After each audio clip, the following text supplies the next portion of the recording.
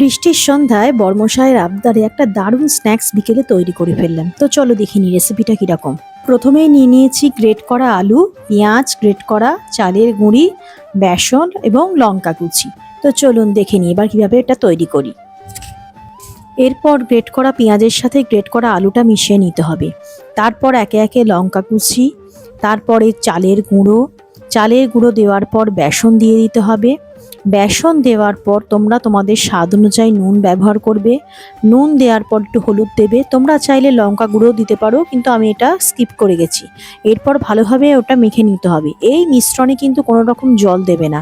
আলু আর পেঁয়াজ থেকে যে জল বেরোবে তাতেই মিশ্রণটা ভালোভাবে এইভাবে মাখা হয়ে যাবে। এবার কড়াইতে ভালোভাবে তেল গরম হয়ে গেলে ঠিক এই রকমভাবে শেপ দিয়ে বড়াগুলো ভেজে নিতে হবে।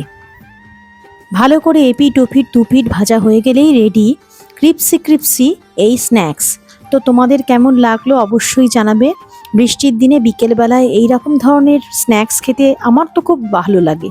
তো তোমাদের কেমন লাগলো অবশ্যই জানাবে। ভালো লাগলে লাইক আর কমেন্টস করবে আর শেয়ার করবে। ভালো থাকবে।